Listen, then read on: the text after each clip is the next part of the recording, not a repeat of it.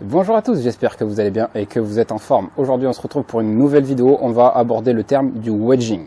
Alors le wedging, qu'est-ce que c'est? Ça va être les coups à petite distance. Alors tout dépend des distances de chacun, pour ma part ça va être jusqu'à 100, 110 mètres. C'est des distances où on va utiliser principalement nos sandwich, donc pour ceux qui en ont qu'un seul et ceux qui en ont plusieurs. Moi j'en ai deux par exemple, donc je vais utiliser beaucoup mon 52, 58. On peut même pousser un petit peu cela jusqu'au pitch and wedge par exemple. Ça va être des coups intermédiaires en dessous de votre plein coup. Donc par exemple, si vous faites 70 mètres plein coup avec votre sandwich, ça va être de calibrer en fait toutes les distances qu'il y a en dessous de ça. Parce qu'on ne peut pas descendre de club, c'est votre club le plus court, donc il va falloir arriver à trouver un moyen pour gérer la distance.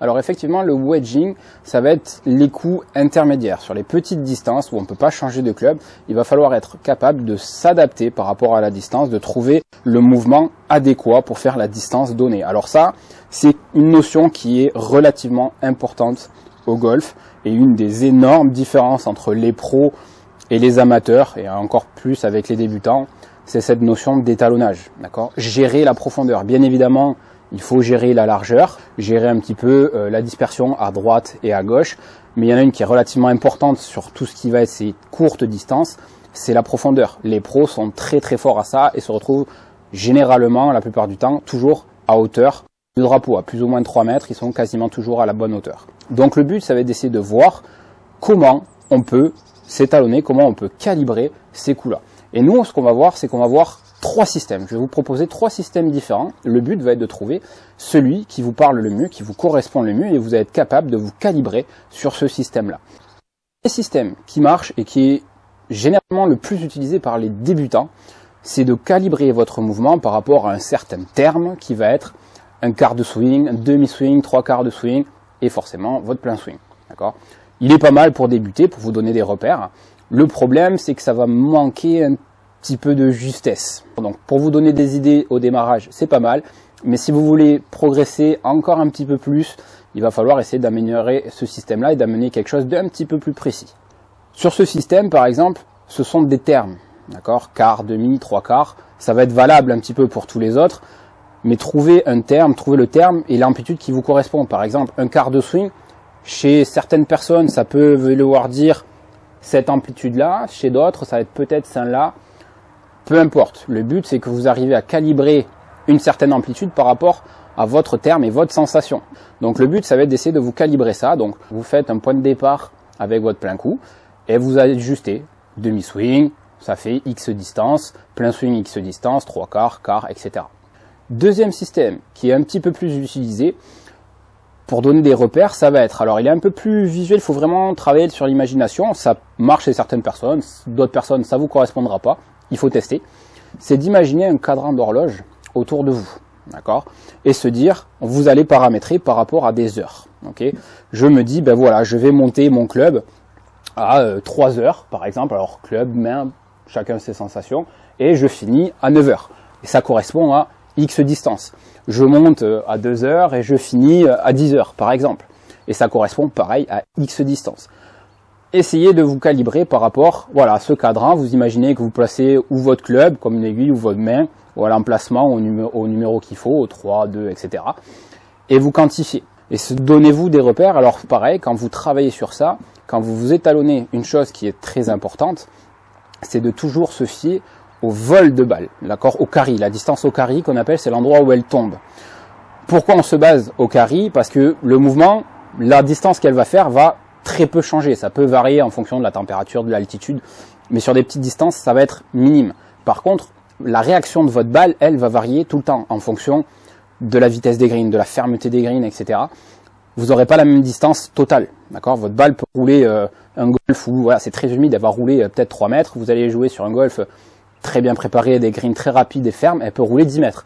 Donc, avec une même amplitude, à chaque fois, vous allez être perdu. Par contre, la distance au carry, ça sera toujours la même. Et comme ça, c'est à vous, après, ça c'est la notion de jeu et d'expérience, de vous adapter, se dire, ben voilà, je dois faire 55 mètres, il faut que ma balle elle tombe à 50 mètres parce qu'elle va avoir 5 mètres de roule, par exemple. Donc ce système-là, peut marcher aussi, va marcher, hein, il y en a beaucoup qui l'utilisent, mais c'est toujours pareil, il faut essayer de trouver quelque chose qui vous correspond.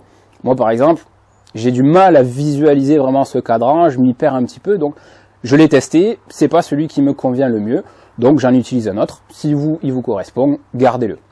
Troisième système que l'on connaît, qui est beaucoup utilisé, ça va être un peu le même principe que celui avec le cadran d'horloge, sauf que là, au lieu de prendre un repère en horloge, vous allez calibrer votre mouvement par rapport à des repères physiques. Je m'explique. On va prendre en repère une partie du corps. Donc, prenons un exemple, je vais me dire, je vais monter à hauteur de manche droite, je vais finir à hauteur de manche gauche. Donc quand je me mets en position devant la balle, je ne pense qu'à cette amplitude-là. Je veux monter le club à hauteur de manche et je finis à hauteur de manche.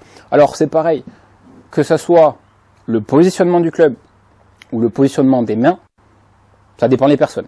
Moi, le club, j'ai du mal à le situer, je le sens pas trop, j'ai du mal à le visualiser dans l'espace. Par contre, je ressens très bien et je situe très bien la position de mes mains. Donc moi j'utilise beaucoup la position de mes mains, je me dis je monte les mains à hauteur de manche et je finis à hauteur de manche. Même si dans l'absolu, en réalité visuellement d'aspect extérieur, mes mains sont peut-être un peu plus hautes, un peu plus basses, j'en sais rien. Le tout c'est que comme c'est ma sensation, je les sens et j'arrive surtout à reproduire exactement la même chose, c'est le plus important. D'accord ? Parce que même si je me dis je monte à hauteur de manche et je finis à hauteur de manche, même si c'est un peu plus, je m'en fous parce que je reproduis toujours la même chose, donc ma balle va toujours faire la même distance. Et c'est ça qui est important. Donc, on peut calibrer plusieurs repères. Souvent, ce que je conseille pour les débutants, c'est au minimum d'avoir 3 repères. Vous avez votre plein coup et d'essayer au minimum d'en calibrer 2 autres. Plus vous allez monter en niveau, plus votre niveau d'exigence doit augmenter, vous devez être calibré, précis, plus vous allez avoir besoin de points de repère. On peut monter jusqu'à 6-7 points de repère. Okay, et c'est là où ça va être intéressant, c'est qu'en calibrant ça pour ceux qui ont 2 wedges par exemple, vous allez forcément avoir des distances qui vont se croiser. C'est-à-dire que le 50 mètres par exemple, je vais avoir la distance avec mon 52 et avec mon 58. J'aurai des repères d'amplitude forcément différents, mais j'aurai aussi des trajectoires différentes. Et au final, je compare ça comme à une caisse à outils. Quand vous allez être sur le parcours, vous avez 50 mètres en fonction de la situation. Vous avez déjà 2 trajectoires qui sont totalement différentes. Ça peut être une très haute, une un peu plus basse qui va rouler un peu plus. Voilà, en fonction de la situation sur le parcours, vous avez un problème qui vous est exposé, il va falloir trouver quelle est la meilleure solution. Donc ça peut être, s'il y a un fort vent contre, je vais essayer de la mettre un petit peu plus basse pour pas qu'elle se fasse emporter par le vent. Si j'ai besoin de passer au-dessus, le drapeau est très court, j'ai besoin de passer au-dessus d'un petit obstacle, un bunker ou une gêne, un petit buisson, je vais prendre mon 58, je vais la mettre en l'air et je vais la faire planter un peu plus rapidement. D'accord ? Ça vous ouvre beaucoup d'opportunités. Et le but, c'est de choisir la trajectoire qui est la plus adéquate à la situation sur le parcours, bien évidemment, en essayant aussi de prendre en compte votre préférence. Quand vous avez les 2 schémas qui sont possibles, il y a toujours un des 2 clubs qu'on va préférer, une trajectoire qu'on préfère, vous allez choisir celle-là. Donc maintenant, comment on va procéder ? Comme je vous disais, le but, c'est de vous étalonner par rapport à la distance que vous faites au carré. D'accord ? Alors, moi, j'ai l'avantage, j'ai un radar. Donc ça me permet, en plus de confirmer sur l'aspect visuel, de vraiment confirmer sur des données, d'accord ? Et je vais calibrer. Donc là, je vais me dire, je pars avec mon 52, je vais essayer de faire un coup à 50 mètres, donc je vais me dire, voilà, moi je mets un repère d'amplitude, ça va être un tout petit peu plus bas que la hanche, donc je me mets en position, et j'essaie de respecter juste, je ne pense pas technique, je pense qu'à mes amplitudes. Ok. Donc je revalide. Alors, moi, c'est un process que j'ai déjà fait, donc je connais mes amplitudes. Le but pour vous, ça sera de vraiment travailler. Le problème de ce système-là et du secteur de jeu du wedging, c'est que ça va vous demander de la répétition. C'est pas sur une balle à se dire, ah bah c'est bon, je l'ai trouvé, je suis tombé à 50. Non, il faut reproduire, d'accord ? Vous faites plusieurs balles, forcément, vous aurez des ratés, une qui va être un peu longue, une qui va être un peu trop courte. Le but, c'est de faire une tendance et d'essayer de vous dégager une amplitude précise. Notez-le, n'ayez pas peur de prendre un petit carnet, vous le mettez dans votre sac. Moi, je l'avais quand j'étais joueur, me mettre, à 50 mètres, c'était mon 52 degrés, telle amplitude. Avec mon 58, c'était telle amplitude. Et n'hésitez pas, si vous avez un doute sur le parcours, vous aurez toujours ça en mémo. Ça peut évoluer au fur et à mesure dans le temps, donc c'est pour ça que l'étalonnage, il faut essayer de le faire. Alors, pas tout le temps, mais vous le faites, 2 fois par an, c'est quand même pas mal, pour vous donner vraiment une base. Notamment en début de saison, de le faire, c'est pas mal. Donc maintenant, voilà, celle-là, elle est validée. Je vais en faire une deuxième. Une que je connais bien, c'est 70 mètres. Moi, c'est ma zone clé. Hein, je m'en suis rendu compte en travaillant ces exercices-là, cet étalonnage, c'est qu'il y a toujours des distances sur lesquelles le mouvement est beaucoup plus naturel, beaucoup plus à l'aise. Moi, je sais qu'avec mon 52, c'est l'amplitude, je vais faire 70 mètres avec. C'est vraiment ma zone clé. A contrario, 30-40 mètres, je suis pas très performant. Les mouvements sont beaucoup plus petits, ça me crispe un petit peu, je suis pas très à l'aise. J'ai un moins bon taux de dispersion sur 30 mètres que sur 70. Donc même là, on en rebondit sur la partie, sur le panel, caisse à outils, etc., le panel stratégie sur le parcours. Jouez sur vos zones fortes. Donc 1 par 5, que vous n'arrivez pas à toucher en 2 par exemple, plutôt taper drive, bois, essayer de s'avancer le maximum et vous mettre dans une distance où vous n'êtes pas à l'aise et vous n'êtes pas performant, ben peut-être qu'il vaudra mieux taper un second coup plus court pour vous laisser votre distance favorite là où vous êtes le plus performant.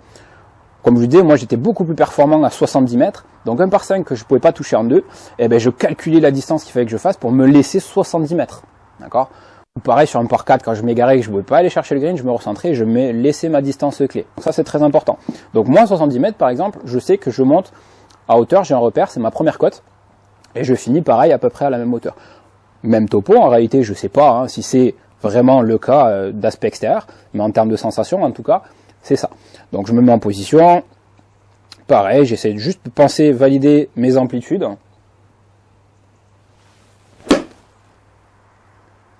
Ok, donc celle-là elle est pas mal partie, on va regarder. Donc une fois que j'ai validé mes repères d'amplitude, je vais essayer de faire la même chose avec mon deuxième wedge maintenant. Je conserve toujours mes mêmes amplitudes, d'accord? Moi je me base toujours sur mes repères, et je change le club et ça va correspondre à X distance et après c'est à moi de m'adapter, d'accord? Par exemple, voilà, si j'ai un coup, je connais mon repère exactement à 50 mètres et que je suis à 53 par exemple, eh bien je vais ou prendre mon repère pour 60, je vais gripper un petit peu plus bas, ou je vais la faire tomber un petit peu plus courte en espérant qu'elle roule. Je m'adapte toujours sur le parcours, mais j'essaie de toujours conserver quelque chose que je maîtrise et que je connais. C'est important. Plus vous aurez de connaissances sur votre système de jeu, plus ça vous donnera aussi de la confiance et de la sécurité quand vous allez être devant la balle et dans l'exécution du coup, plus ça va être facile de s'engager, plus vous allez avoir un meilleur taux de réussite au niveau du contact et de votre coup. On le sait, dès qu'il y a un doute avant l'exécution du coup, quand vous êtes devant la balle, que vous n'êtes pas sûr de votre coup, généralement ça foire. Donc c'est pour ça, toujours se donner quelque chose, des arguments pour que votre cerveau soit confiant devant la balle et qu'il puisse s'engager à 100%. Donc maintenant, je reproduis le même process. Donc c'est reparti avec mon 58.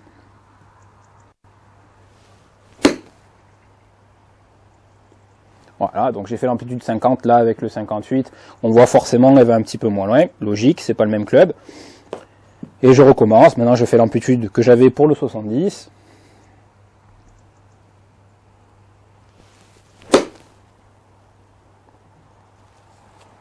Voilà, pareil, donc ça fait un tout petit peu moins. C'est très bien. Voilà, on a vu 3 schémas pour que vous puissiez vous étalonner sur les coups à petite distance, hein, donc sur le wedging. N'hésitez pas à vraiment travailler ce secteur-là du jeu. On le sait, plus on se rapproche du green, plus ça va être déterminant et important. C'est des mouvements qui sont moins complexes mécaniquement. Même un joueur moyen, s'il travaille correctement, va avoir énormément de gains sur ça.